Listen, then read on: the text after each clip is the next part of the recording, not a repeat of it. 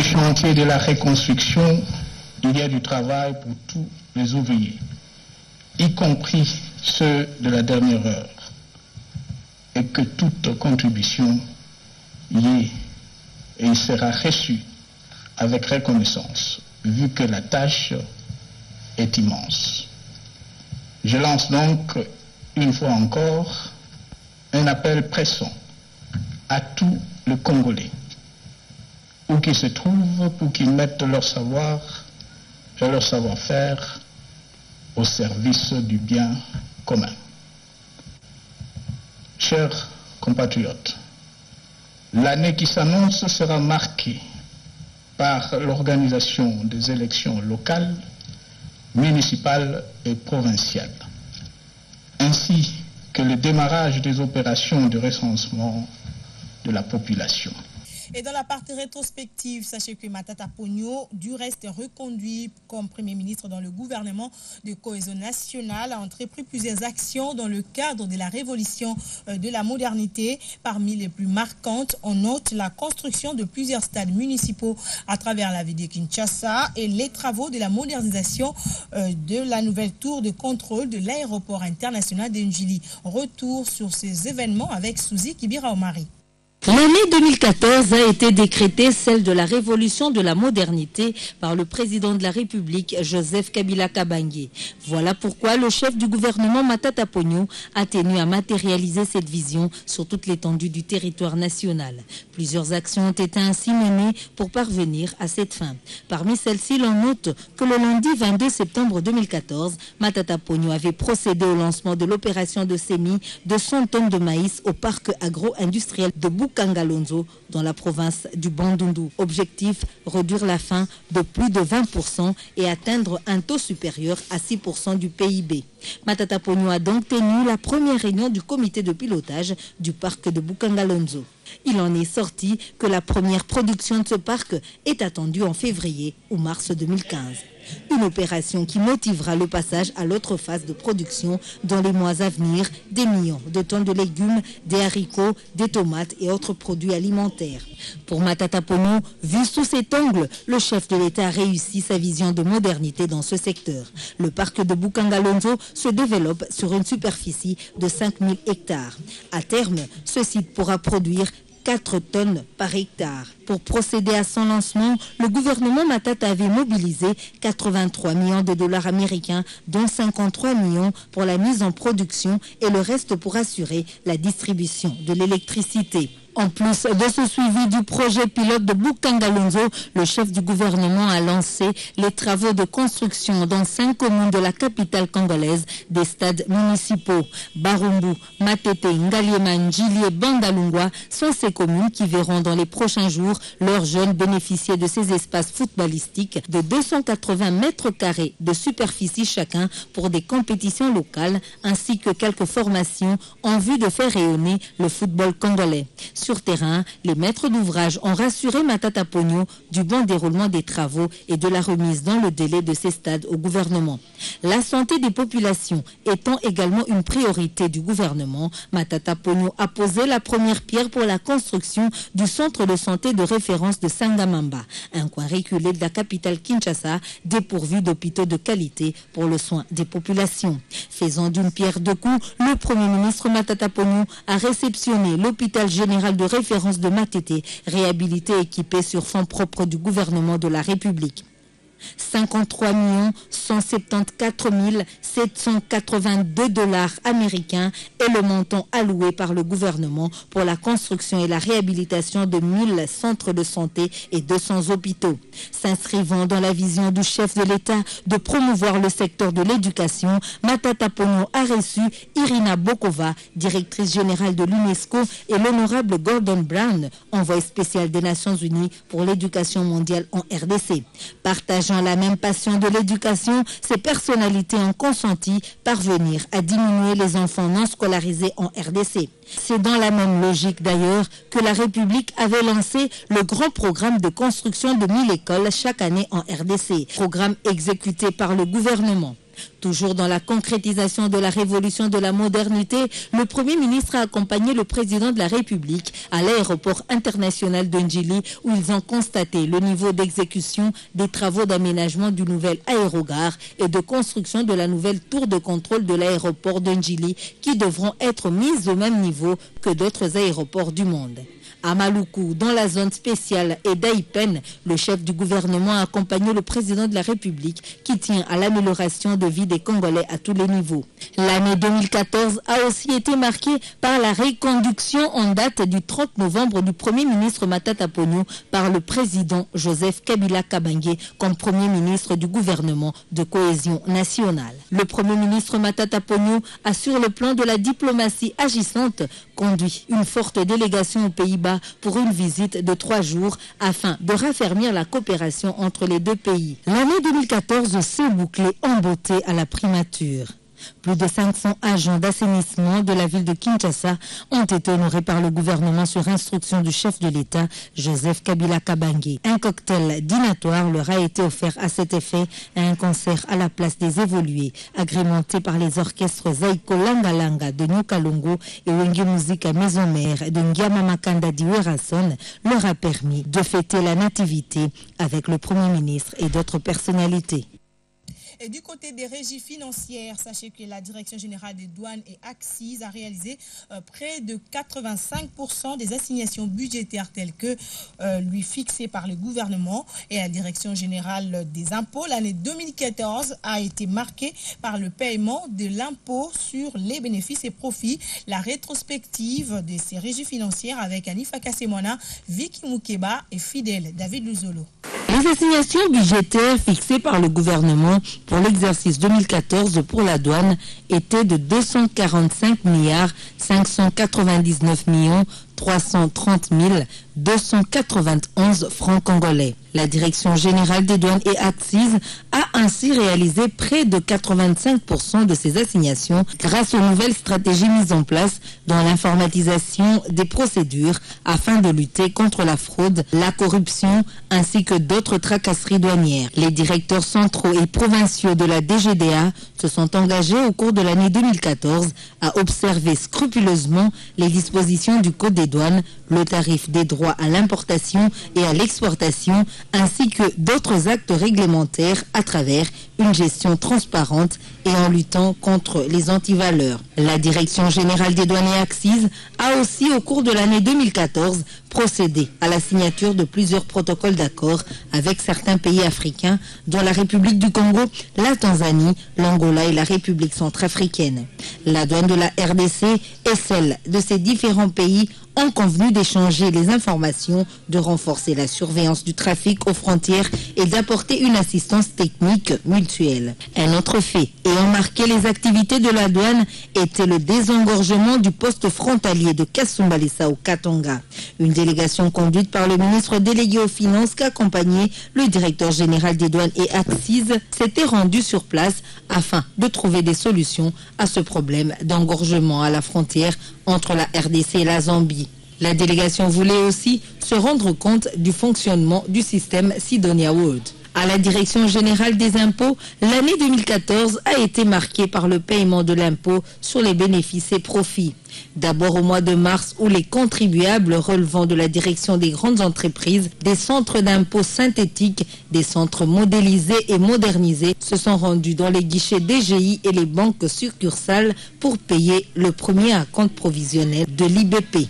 Le deuxième acompte sera payé 8 mois plus tard, soit au mois de novembre. L'autre temps fort de l'année 2014 à la Direction générale des impôts était le renforcement des capacités à travers plusieurs séminaires, ateliers des directeurs et autres cadres sur les contentieux fiscaux.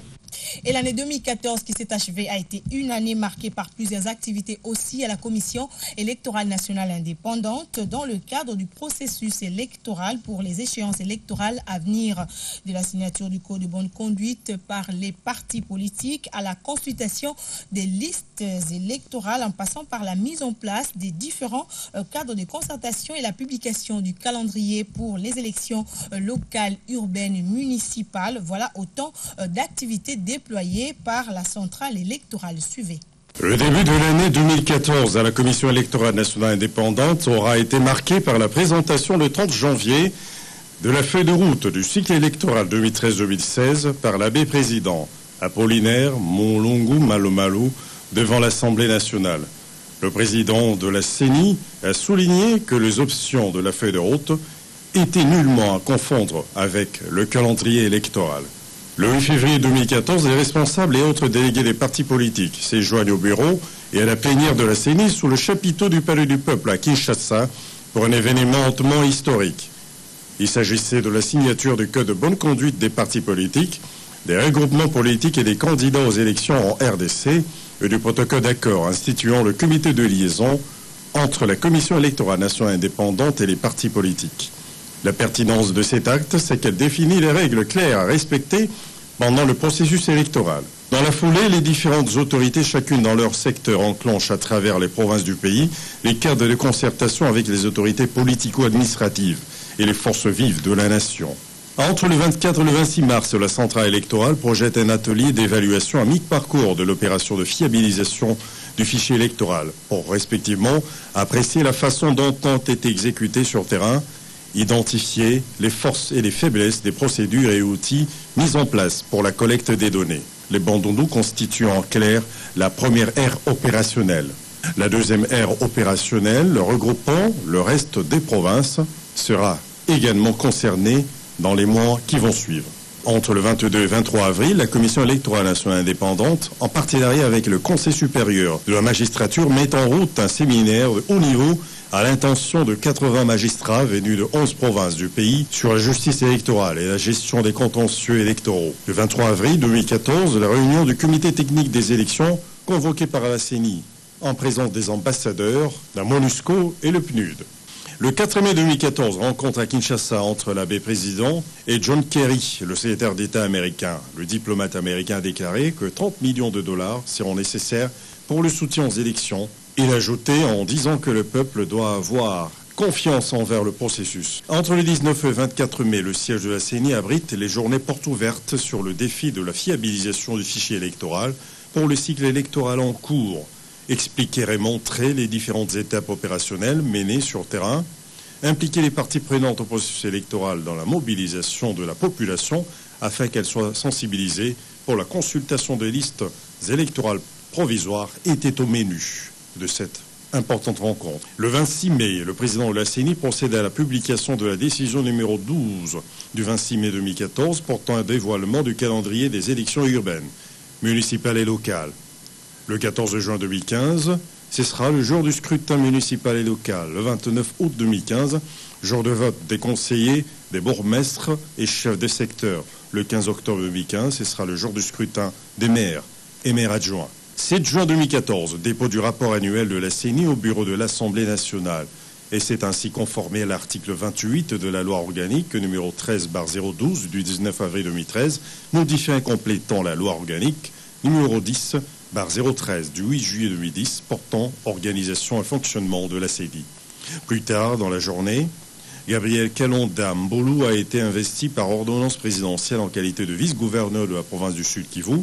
La CENI, par sa décision numéro 118/CENI du 14 mai 2014, avait provisoirement annoncé M. Gabriel Kalonda comme vice-gouverneur du Sud-Kivu.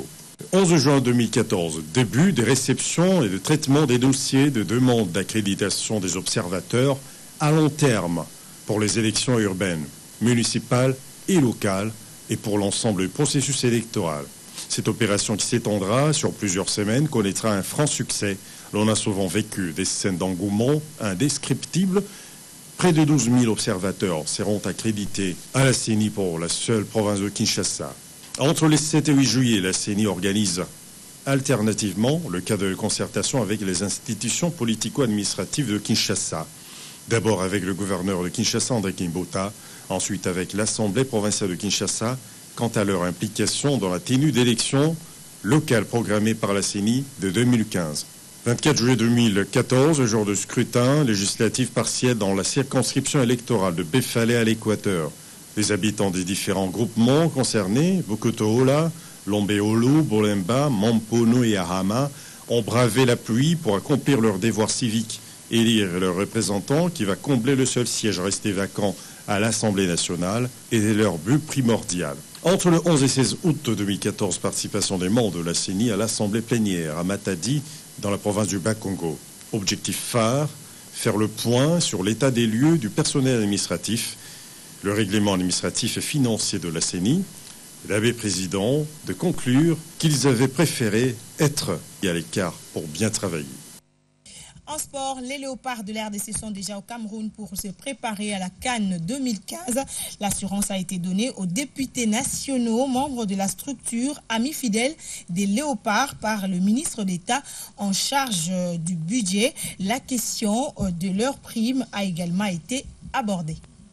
Comme chaque année, les athlètes congolais fournissent d'énormes efforts pour hisser le sport de la RDC au niveau des nations qui font preuve de régularité dans les grandes compétitions à travers le monde. Présents en Afrique du Sud en 2013, les Léopards ne voulaient pas rater l'édition 2015 de la phase finale de la Coupe d'Afrique des Nations.